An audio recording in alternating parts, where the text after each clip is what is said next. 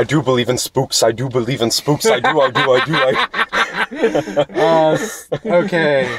So many Wizard of Oz references you can make with that. Really? Yeah. Are you a good witch or a bad witch? Yeah. I didn't point that out in the theaters. Okay, so if you haven't guessed by now, we just came back from seeing Seventh Son, based on Joseph Delaney's book series, The Last Apprentice. Or at least it claims to be. Yeah. I being the only person who has any knowledge of the series, I would say it is one of the poorest adaptations I've seen so far. Yeah. It's like they only listen to the plot, like the basic plot of the series, but not actually read the books. Like someone gave them a brief description. It was very cookie cutter. Well, if they still No, not even just cookie cutter. I don't know the source material, but yeah. Well, if they knew the plot, then I can still name a worse adaptation. What? Endless Love. The remake. The remake, nothing at all to do with the book, except for the fact that there's a house fire in it. And it doesn't even happen for the same reason either. Okay. But again, a lot of characters are changed. Some characters aren't even in the novel. So, would you say there's any logical reason for any of the changes? Because with an adaptation, you're going to have to make changes here and there. But some characters are just you don't even recognize them. You don't even see them. One of the things that comes up that was really different is Jeff the Spook himself. Yeah. He's just so xenophobic about witches. While in the novel, he does claim that there are good witches. Right. And that he's met a few. With the exception of the three, the Spook, Tom, and Alice, they're done pretty well. Okay. But Tusk is a good guy. In the novel, he was bad. Oh, really? Yeah. Well, in the movie, he really doesn't do anything. Yeah, so, that's true. But, except for not die. Yeah, but what I'm saying is just to change that much, even the Lord of the Rings knew what not to change. Yeah. But in this one, it's just and yes, I do know that with a movie you have the church in the books, the church would never allow a spook in.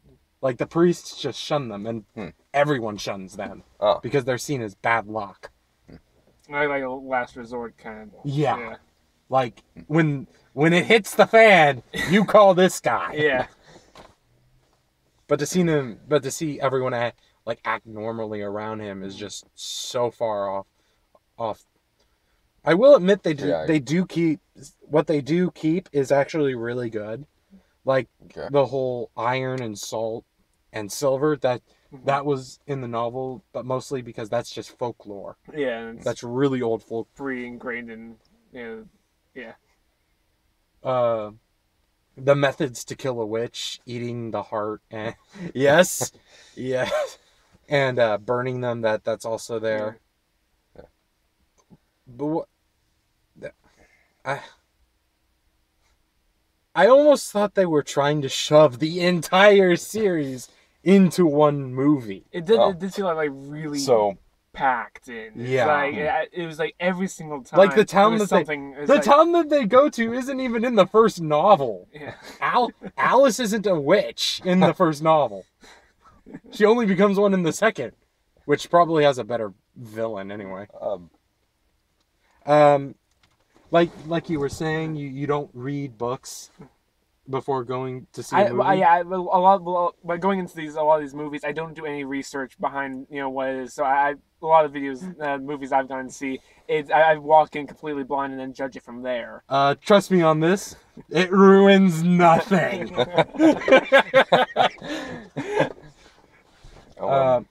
But the acting, I will admit, is good. What they got, the actors they got, they actually did do a good job portraying what I thought these characters would look like on the big screen. It wasn't phony. It wasn't phoned in. There was effort put into it. Jeff Bridges really does. Yeah, he does. He is the spook. I'm not. He kind of sounds like Bane if he had a pack of marshmallows. He does. He does. Yeah, you're absolutely right. Tom. Another thing I have to bring up is that I always thought Tom and Alice were younger, like much younger. Yeah.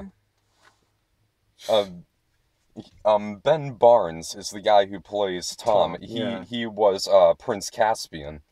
Oh yeah, that's right. Yeah, I think I think even in the Narnia movies he was kind of miscast because he was supposed to be like a blonde teenager. He's probably like the only casting choice I didn't like in the whole Narnia series. I've only seen the first two, Wardrobe, Land of the Witch and Wardrobe, and Prince Caspian. Yeah, well, Don Shredder, I think you might also complain about how much it deviates from the book. Yeah. But with Don Shredder, I can kind of understand why. Mm-hmm. It's that the book doesn't have very much of a 3-act structure. Yeah, I do remember. And so, but with that said, the reason that it still works as an adaptation is because all of those issues that we see on each island in the book and whatnot, they all play as big a part in the story as another. It's sort of a road trip film. Yeah, sort of. Yeah, if you think about it. There's a villain added in Don Shredder, and so as the magician tells the characters in that movie, to defeat the darkness out there, you must defeat the darkness inside yourselves. And so that's what makes it still work as an adaptation, that the themes of the book are still there, and they play an even bigger part. So by making it into, in terms of making just kind of road trip story into a 3-act structure, I think they pulled it off really well. Was there anything about this movie that you liked? Well, there was Jeff Bridges. Yes. The 3D was actually really good. Oh yeah, it was. Yeah, it was. Yeah, it wasn't like overly used because you can tell when it's not thought through. It just adds 3D as an afterthought. Yeah. It was somewhat planned out. It seems, and so it wasn't like in your face a whole bunch. Yeah, that's a good. It was. I did enjoy it. Yeah, the 3D wasn't bad. And if you turn your brain off, watching it, it's a all right fantasy action, but yeah, it's like just coming from someone who's not has no backstory on this, but it's But again, you look at anything, it's just like there's like I mean, like I said, it's so packed in that there was no room for character development either. It was so packed in, so it was kind of forced with the love thing. I felt like I didn't think that was. I do think it was forced. Like it's like I'm from this. I'm from. It's kind of Romeo Juliet. Like I'm from this side. I'm from this side. But we're not that different. In the end. And we come together kind of like Anakin and Padme and not have anything based to the relationship. It's like, I love the relationship. I didn't care about the romance at all. If there was more character development. It's probably the only thing. It's one of the few things they do keep from the novel, the romance. Okay. And which doesn't really start off that much of a romance. Mm-hmm. So 3D for me is like the biggest highlight of the movie, and probably like one of the only highlights. The rest of the movie is really forgettable. I think it's about as forgettable as Aragon.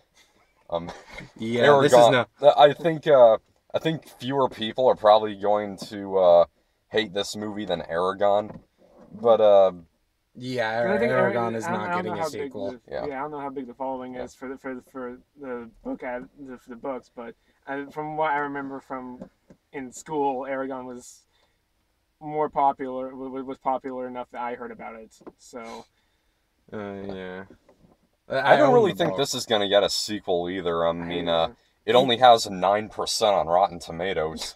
Oh wow. That really doesn't That's surprise harsh. me, but That's harsh. Yeah. and that's less than Aragon. don't Aragon think has like this a is- 16 or something. Again, I don't really think this is going to I don't think is a sequel.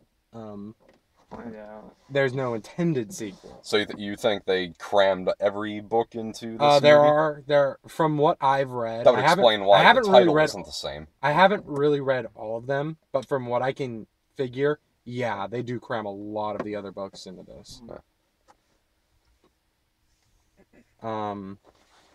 But again, even if you are the kind of person, like I have a friend who doesn't like to read the books before he sees a movie, so he won't, because he'll just be judging it on the terms of the book. Even if you do read, it won't. Yeah, this is a different case. I do tend to read the books before reading it, but I can understand people not reading the books before watching the movie because usually the books. But again, it means nothing. And it doesn't mean anything to this movie. Like the plot of like I said, the plot of the story is there. Tom Ward becomes the last apprentice. Yada yada yada. And Okay. This might be kind of a stupid question, but did you like the book? Actually, yeah. For those of you, just skip the movie. Read the book. It's actually a decent read. Yeah, I can't recommend this movie either. It's the narration is really one note, so it really doesn't. Unless you want to work see Jeff Bridges kicking ass. Yeah. He does. If you do have to see it, I can't decide if I want to recommend the 3D or not, because if you do the 3D, it adds stuff, but on the other hand, you'll be paying even more to see this movie. I got popcorn grease on my lenses, so it was blurry. It was blurry the entire time. Yes. That's happened to me before. I'd have to agree. And it's impossible to remove. The technicals are the CG. What's there? The practical effects are really good. There are points that it kind of stands up like that doesn't look as real as some of the other bits, but where it counts, it has it. Yeah, I'd have to agree is that the 3D, while it does do a good job for what it does, and it's not in your face. I feel like if you are going to go see the movie, and I just do it in the standard 2D and just watch it with that. It does add stuff, but I feel like, well, I'll flip flop on that. I can see the pros and cons of both. Personally, if I had my mind wiped by the Man in Black scanner, I probably go back and probably default to 2D, but that's just me, and I usually default to 2D initially. So CGI is not that good. And I'd say it's okay. I'm the sort of person who prefers practical over CGI any day. Yeah, I would too. It's always better when there's something there. Yeah. Um, it is, yeah. Anything else that should be discussed about this movie? Not sure. Besides, it's I would just say just avoid it. Project Almanac is still playing, so that's a good watch. And then there's you have to see 50 Shades of Grey, see how that holds up. Oh god. Oh god. Okay. Yeah, I have to say, yeah. If you're gonna go see, if you have to go see it, it's not something that would stand out in your memory for that long. Yeah, I know. So. I think I liked it about as much as I like Jupiter Ascending. So, Taken 3 is still the worst film from this year out of 4 films I've seen this year. again, I would not recommend seeing Yeah, Seventh I Son. wouldn't. So Yeah, I've heard good things about Kingpin. I'd go see that. What, Kingpin? Yeah, I've heard relatively decent things, so maybe that's. Oh, you mean Kingsman? Kingsman. Kingsman. Yeah. I don't know why Should've Kingsman seen was in that my one. head. I don't know why Kingsman. I am highly regretting It's- wanting to see this one. It's getting good reviews, but I don't know. The R rating looks a bit too heavy. Yeah, for me. I haven't seen it either. I just was hearing good things about it. So. I would. We should have seen that one. we might. Yeah, maybe. Maybe. So, about the rating scales, I think we should probably all do the same one. I'm giving this a D. Okay, so we'll do letter ratings. Yeah, well, It's only saved by what little they do get right. Mm-hmm. And Jeff Bridges. Yes. yeah. Like tiny that what they do get right is actually done really well for me. Okay. Yeah. I'm about the same. Like the chemistry between the actors, I thought was actually really good. Yeah. Especially Bridges and Barnes. Yeah, especially because it was packed 2 for what it was. Yeah, it was. Yeah. Except for I didn't care at all for the chemistry with Tom and Alice. Alice. Yeah. Yeah, me neither. I knew it was like Yeah, I got was so feeling rushed. It was and, rushed. Again, one movie versus like $6. Yeah. Oh gosh, that many. Yeah. Oh. Okay. Oh man. Well, I liked it about as much as Jupiter Ascending, so it gets a C- from me. Yeah, I'd say D plus. Okay, that means the average is D+. Yeah. Okay. So on to trailers. I think the first one we were talking about was Tomorrowland. Yeah. I don't know. I don't even know what that film's about. Yeah, I don't either. Hell, they named one movie after a ride. Why not just name this one after an entire section? Wait, are you talking about Haunted Mansion and Pirates of the Caribbean? Oh damn, I forgot about Haunted Mansion. But you know what? Tomorrow is it Tomorrow World or Tomorrowland? Yeah. Yeah, Tomorrowland is it's a section of the. Yeah. Isn't that the parks. section that has Space Mountain? Yes. Because if it's in 3D, I'd love to see Space Mountain. Yeah, that would actually be awesome. That's one of my favorite rides there. No, yeah. As long as they're not playing Hot Chili Peppers over it, I'd be cool. That was a thing that they did about 7 years ago when I went there, and they played Hot Chili Peppers over it and took away like all the darkness and stars. I didn't get why it was called Space Mountain. That was the first time I went on it. Then the second time I was like, all right, this is awesome.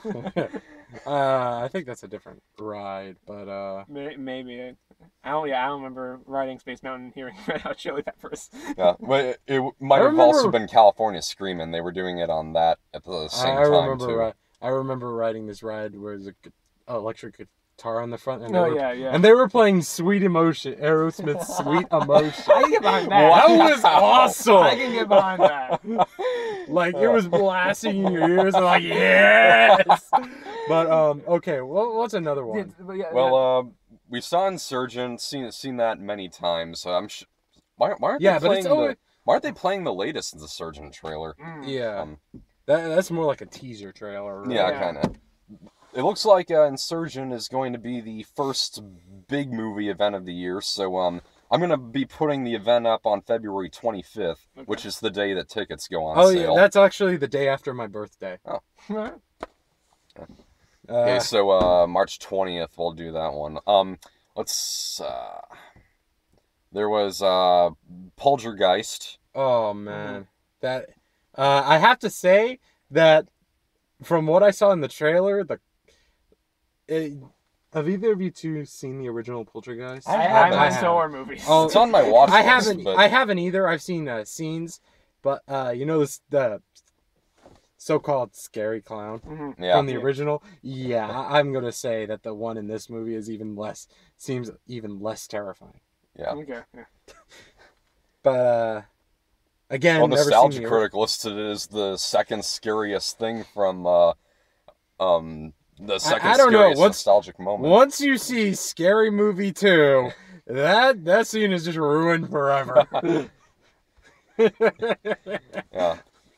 And there was, of course, Jurassic World. First time I saw that trailer in 3D, it looks sweet in 3D. Yeah. I'm staying optimistically cautious on it, just so I don't overestimate its potential. That's true. Like because I really do want to get the most out of that movie and enjoy it for the longest possible, and Jurassic I don't Park want to 2 and 3, overhype man. it. You have to remember Jurassic Park 2 and 3. Yeah, you have to put those into account because for all the high ratings that the first one got, you have to take into account those last two movies, and then that's my bar for it, is that it does look really good, and the only thing that kind of worries me about it is the raptor training. The raptors training, that scene, that's really odd. We saw that. We got a new TV spot for the movie with the Super Bowl, and it looks like what Chris Pratt is doing on the motorcycle with the raptors is they're going after the mutant creature, the Indominus Rex. Yeah.